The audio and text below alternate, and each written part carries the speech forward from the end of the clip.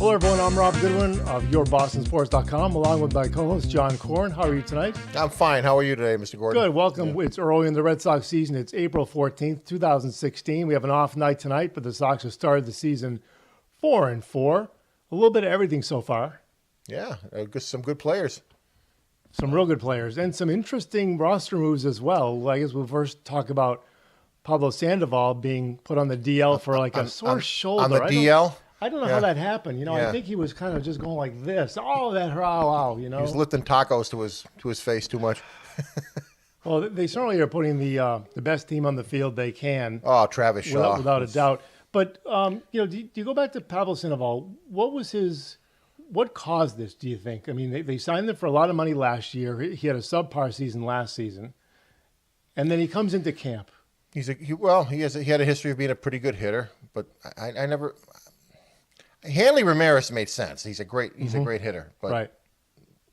Pablo is a good hitter. There's a lot of good hitters. Sure. And he showed up heavier than last year. Now, why do you think that is? I mean, they say they didn't tell him he had to be a certain weight. The thing that bothers me about Sandoval is this doesn't seem to bother him. Hanley Ramirez, remember everybody got on his case last year? Sure. They were booing him. They were calling him lazy. Right. And he transformed himself into a first baseman. He's doing pretty darn good. Oh, he is. And he's hitting the ball. Absolutely. And he doesn't have that sore shoulder this year. And it looks like he's going to have a good year. Well, I'll defend him. He turned it around. This guy didn't. Right. And I'll defend Ramirez and say his shoulder definitely was sore last year. There was no question about it, with a collision with the left field wall. But whatever his problems were last year, he did something about it. Right. This guy didn't. I get the impression. And the thing that bothers you, and I think Buchholz, I think people feel this way about Buchholz. I don't know if it's true or not. It doesn't seem to bother these guys. Yeah. I think that's why people get on them. Well, I get the impression that it's possible, and this is just my opinion, that the team did not say to Pablo Sandoval, you've got to lose 30 pounds. I think they left it up to him, and they wanted to see good results, and they didn't. It was obvious he didn't. I mean, common sense tells you he didn't do a thing to improve himself. And he also didn't anticipate that Travis Shaw would be fighting for his job, which he did and won. And won. He plays big time. He plays great. Well, listen, look, it's 8 games in. I could say he plays great third base. He's played a very good third base. He's made some very surprising plays. I think that's as far as we can go until we see more of a larger sample. Well, you win championships with people like him. Right.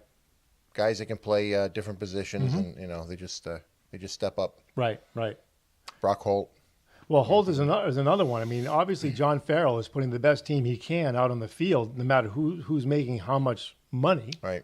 And that's the best way that John Farrell can put a winning team on the field and quite honestly keep his job. Now Blake Swihart, who's an excellent catcher, okay.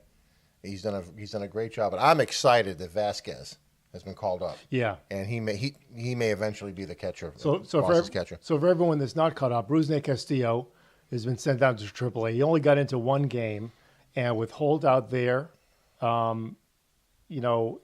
wasn't going to get the playing time at this point, and they wanted to play every day, and he's disappointed. Another high-priced player that they owe a lot of money to, that to this point is disappointed.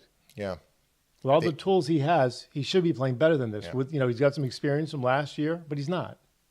They've decided very quickly not to use anyone who isn't producing. Right. It doesn't matter who we are. Now, are you concerned about the pitching right now? I mean, we're 8 games in. The starting pitching has been not so great. I think that's the only question mark they have on the team. Yeah. The bullpen. Did you see Kimbrel last night? Yeah. Oh my God. They were swinging at the ball 6 inches away from he was filthy. Yeah. I mean, he had a bad day Monday night. He threw the ball right down the middle, and what's his name hit it over the fence. But you're not going to see that very often. Right. Their bullpen is good. Koji looks like the old Koji. He does. He looks as fired up in the 8th as he did in the 9th. I love watching him pitch. Don't you love watching him pitch? Yeah. He throws about 80 miles an hour, and the ball just disappears into the catcher's mitt. Yeah. And that game where they had 5 innings of scoreless relief, Noe Ramirez pitched great. But to get back to your question, starting pitching seems to be the only question mark. And 8 games in, can you really say that it's going to be a question mark the entire season? Probably offense, no doubt about it. Defense, no doubt about it. They're great. They're great up the middle, as they say. And their bullpen is outstanding. And what about that cutoff play on the run that Pedroia made the other night last night? Did you see that? No. The ball came from center field. He cut the ball off kind of at the shortstop position on the run and threw to third base to get the guy out on the run. I mean, it was a great heads-up play. How about that play Shaw made last Sunday? Barehanded play. Barehanded. A hop off the turf, barehanded. He's running. The ball was actually behind him when he grabbed it with his right hand. Yeah. It was total instinct. That's baseball. Absolutely. That's baseball. I hate the way they went about the steroid thing and everything, but watching a guy, but it worked. I love the way the game is. It's baseball again. It's base stealing and plays like that. It's not some, watching a ball fly 600 feet out of the right. It's plays like that make the game great. So now they have 3 catchers. I don't know how they're going to fit Vasquez in, but you got to think that he'll contribute a lot to the staff itself because he's probably, I don't think there's any question he's the best game caller of the 3 of them. And that someone on that staff is going to want him as their personal catcher. And I don't know who that might be. That could be Buchholz because I think he needs it the most of anybody. So you could see Vasquez be Buchholz's personal catcher, and maybe get Buchholz's head together where he could, throw the stuff he's capable of throwing for 6-7 innings a game and pile up the starts and pile up the innings. Might be a trade down the road for another pitcher. Well, I mean, Swihart or I don't think they want to give up Swihart. I think he's got too much offensive potential for them to give him up. I mean, Hannigan maybe, but he's a great, veteran presence with the catchers. Stabilizing influence in the clubhouse. Well, he's a stabilizing influence in the clubhouse, no doubt about it. But no, he's a veteran catcher honestly, with a very good attitude. I'm impressed. I'm impressed with the team. I really am. Yeah. But I'm also impressed with Baltimore and Toronto. Yeah. So it's gonna be a good year. Well, Baltimore's 8-1 now. Yeah. Right. And I think one question is Joe Kelly. Which Joe Kelly are we going to see for the most of the season? The Joe Kelly that we saw last year in September, or the other one? I'm hoping that one because the one from September because he's got good stuff like Buchholz does. Well, you put the best team on the field, and then things have to go right. Mm-hmm. Guys like Kelly and Porcello have to have a good year. Oh, and by the way, Stephen Wright pitched a great game in a 3-0 loss. Yep. I know was it 8 innings? 7 or 8 innings? Yeah, 7 innings. And we haven't even seen Eduardo Rodriguez yet. Now, what's the story on him? I think we're looking at sometime in May or June. What happened? His foot? Yeah. You hurt his foot? Yeah. Spring training. Was it a knee? I think it may have been a knee. Yeah. You know how the turf is down in spring training. It's a little soft. It's a little muddy. It's a little greener. It's Yeah. He wasn't comfortable. It could hurt. It could happen to anybody. It could happen to anybody. Absolutely. Yeah. People get hurt watching games sometimes. Well, that's true too. Yeah. That's true too. Yeah. So and they definitely have a lot of talent down at AAA. I was mentioning that I've heard that Yohan Moncada started off in I guess Salem because they wanted him to start off in a kind of a warm weather climate, and they say it's only a matter of time until he plays Portland AA. Now, for those of you who don't know, Hartford has a AA team of the Colorado Rockies, which moved from New Britain, Connecticut, a whole 12 miles away. Which used to be a Minnesota farm team That's called right. the Rockettes. That's right. Where They're now the Hartford Yard Goats. Formerly, do you say that? Run that by me again. They were the New Britain Rockettes, which was a farm team of the Minnesota Twins. Uh-huh. They are now the Hartford Yard Goats, which is a farm team of the Colorado Rockies. Right. And everybody got that? That's right. And for those of you who didn't know, at New Britain, we saw a lot of players like David Ortiz and Torrey Hunter. Who else? Justin Morneau.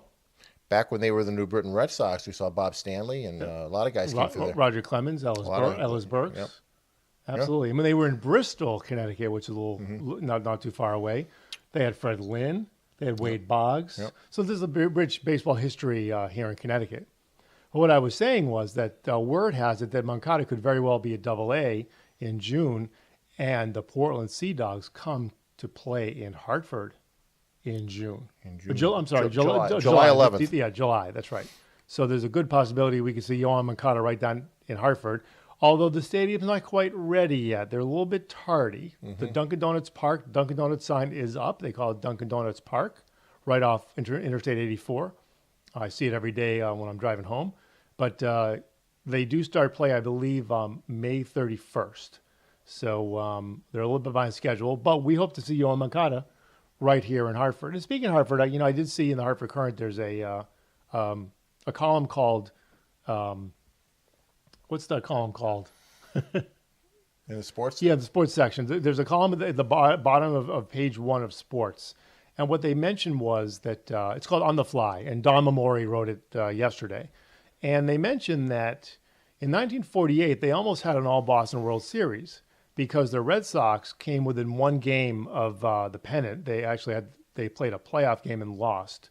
And the Boston Braves won the NL pennant. So they could have had an all-Boston World Series. Well, in April of 1949, actually April 13th to be exact, the Boston Braves played an exhibition game against the Boston Red Sox right here in Hartford at Bulkley Stadium. Ted Williams played. Warren Spahn pitched for the Braves. I guess Ted Williams had 4 hits, 2 home runs. And Warren Spahn. And they drew 8,600 people to see the Boston Braves play the Boston Red Sox. Wow. April 13th, 1949. It was an exhibition game. Can you kind of draw a parallel with today's players? Like, would you see Red Sox and Dave Ortiz playing, like, what great pitcher, like Kershaw or Verlander? And can you imagine how many people that would draw? Well, there'd be 8,600 press, reporters there. They'd outnumber the fans. Yeah. Different world, huh? Oh, absolutely. And that was April 13th, 1949. Yeah, Bulkley Stadium, Hartford, Connecticut. Tomorrow's April 15th, and it's the anniversary of Jackie Robinson's debut. Oh, 69 years ago 69 tomorrow. years ago. Yep. I imagine next year it'll be some sort of anniversary, but every year that's the year, that's the day that all the major leaguers wear number 42. I see that. That's tomorrow. Yes.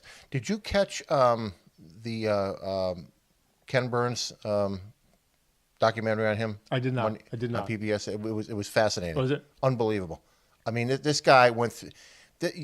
What he went through was unimaginable. Mm-hmm. Not just as a player, but as a person, now much different than Hank Aaron.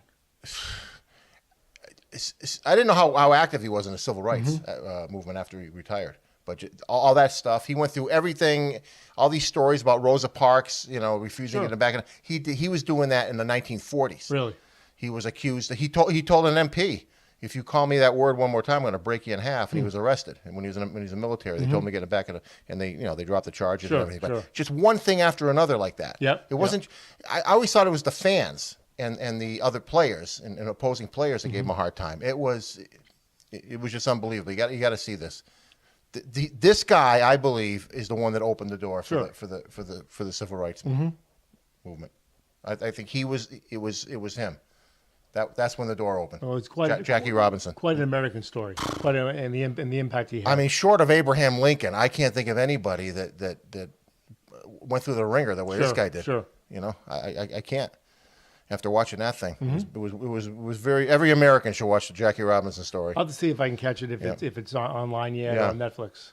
I guess. Ken Burns is a genius. Yeah. He just everything he does is just wonderful. Yeah.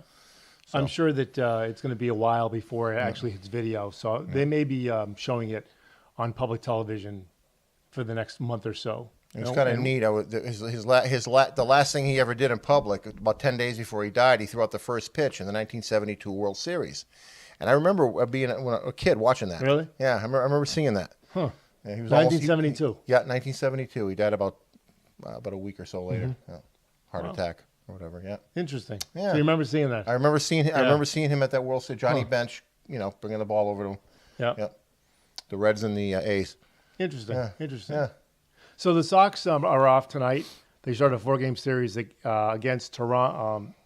Toronto starting tomorrow. It's a 4-game series concluding with, can you believe it, Monday's Patriots Day. That's quite a day of celebration and also reflection. Based on what happened with the bombing a couple years ago. 3 years ago. Yeah. It was 3 years ago already. Yeah. So it's a special day. Have you ever been to a Patriots Day game? No. Never. You? No, not yet. Not yet. No. That's a holiday. It's a big holiday up in Massachusetts. Very big. Yep. Yeah. Is that why? Even bigger now, since they're commemorating the people that died there. Yeah. 3 years ago. Is that why the taxes are doing April 18th this year? There's some holiday that Really? Taxes are not due until April 18th. In Massachusetts? No, well, all over the country. Really? So basically, I think it's if one state has a holiday, then the whole country has to go by that because the federal government's got to close in that one state. You learn something new every day, So April 18th is when taxes are due this year. Now, if I'm wrong and you're late, don't call me, don't write. Because I can't take responsibility. But taxes are due April 18th this year. Now, John Farrell, do you think he has a short leash, considering they ended up in last place last year, and they're going to any length to win this year? You can tell. I think he does have a short leash, but I think he's demonstrating that what his commitment is. He's not waiting for Pablo Sandoval to get better. He's not waiting for him to hit well. He's not waiting for him to lose weight. He's taking action right now. He's not waiting for Rusney Castillo to get playing time in Boston and waiting for him to hit 280, 290. He's got Brock Holt in there. So I think he's doing everything he can, which is the right thing to do, A, to keep his job, and B, for the team to be successful. Yeah, they're not blaming him. No. They weren't fooling around. They hired Dombrowski. Not at all. Not at all. And he doesn't fool around. You think he's got total control of that team, and he means business. Well, the one thing I thought was very interesting that I read a couple weeks ago was that Dombrowski remembers everything. So basically, if you have a conversation with him, it sounds like you better remember what you said and what he said, because I guess he doesn't forget a thing. And I thought his talk with Mike Hazen at the Winter Weekend at Foxwoods was very interesting, how they approach players, and I think it was very sensible. And it's interesting, he's kind of old school in terms of not really being the guy who's in front of the computer all the time, but he certainly knows what the tools are and knows that knows what benefits he gets. And he knows who can get the answer for him. If he can, that's the key. That's right. And surround yourself with the right people. Well, he surrounded himself with a lot of people that have been with the organization, including General Manager Mike Hazen. So he didn't clean house. I think I mentioned this before. That to me is admirable in terms of him being able to evaluate talent quickly, because he didn't have much time last year. Didn't have much time at all.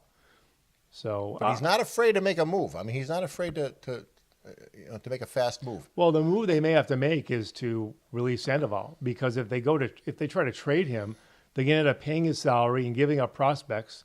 And if they're going to release him, if they do release him and pay his salary, they don't give up anything. So it's kind of the lesser of two evils. Yeah. Do you think they'll do it? Well, I was thinking, in a perfect world, they could trade him and pay part of his salary, or even. But then they got to that they got to package someone else with him. Yeah. They don't have a prospect. They don't have. Well, they have plenty of prospects to package, but they don't have anyone that they can think is expendable. I mean, certainly not Henry Owens. Certainly not Yohan Moncada. Castillo would just be more salary. You can't put the two of them together. Because they're not going to wait around. I remember at the Winterfest, you called him Big Papi too. Yeah. They're not going to wait around for that. Well, that was 2 years ago. Yeah, that was 2 years ago. When we did the photo op with him, I told him, "You're Big Papi too." Boy, was I wrong. But I remember thinking that myself. Yeah. Ortiz is going to retire. He'll be the DH. That's not going to happen. Right. Well, and I was kind of thinking on a production standpoint that he would exceed what he did in San Francisco, and then you could look at him, a big strong guy in the middle of the lineup like Papi, but that's obviously not happening, at least not right now. Yeah. So, that's a tough situation. I don't get it. I don't understand that. Having all that talent, all that money, having an opportunity to be on a championship team, and he just doesn't seem to care. Someone said that he worked his rear end off in the offseason in the gym. He just ate too much. I don't. That's what someone said. I don't know if that's true or not. I don't know. Let's face it. He sucks. He didn't do anything about it. And right now, if you see Travis Shaw on the run, fielding ground balls, getting to ground balls, Pablo Sandoval can't do that. Nope. That's why you just said what you said. He's not, But if he were starting and hitting 300 with power, you wouldn't be saying that. But he's not. And he, as I said before, he himself lost that opportunity. Now, if he was DHing every day and he would eventually start hitting, and we'd forget all about. Sure. We forget the fact that he showed up, 40 pounds overweight. Right. But that's not happening either. No, it's not. They don't need him at DH. They got Poppy. He should have known that there was someone that could take his job. Yep. He's been playing it that way, and he didn't. Well, again, that's what bothers you about him. Yeah. He doesn't seem to care. Right. Oh well. He's got another $60 million coming to him, and he should have known that John Farrell would make these decisions like that. Yep. Rusney Castillo, I hope, knew that John Farrell would make a decision like that, because he did. And look who's playing left field. Yep. Brock Holt. Yep.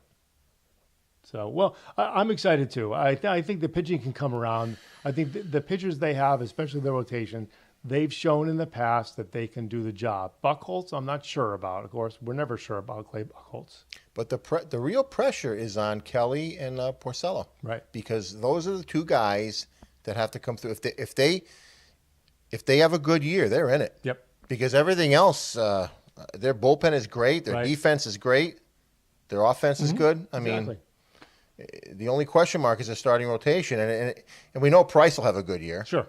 And see, Porcello and I can't.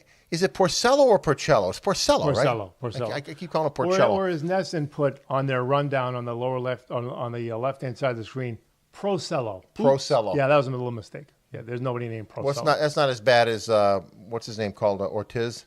Somebody called David Ortiz on Sunday Night Baseball a few years ago. I forgot who that was. John Kerry called him Manny Ortez. Back in 2004. Manny Ortez. Our Secretary of State. Well, I called him a Mo Vaughn wannabe. Remember that? You did. I was going to point that out. That was a big miscalculation on my part. He'll last a couple of years. He'll gain weight, and that'll be the end of him. You were all excited. I'm like, are you kidding me? He'll fall down the dugout steps on opening day, and that'll be the end of him. He's a second-rate first baseman. He's overweight. I thought we had a Pablo Sandoval on our hands. You never know. I guess not. Hey, greatest clutch hitter that ever lived. He shouldn't retire. He's hitting too well. And I really wanted to meet him at Winter Weekend. He wasn't there, unfortunately, because I really wanted to tell him, what are you doing retiring? Yastrzemski didn't retire until age 44.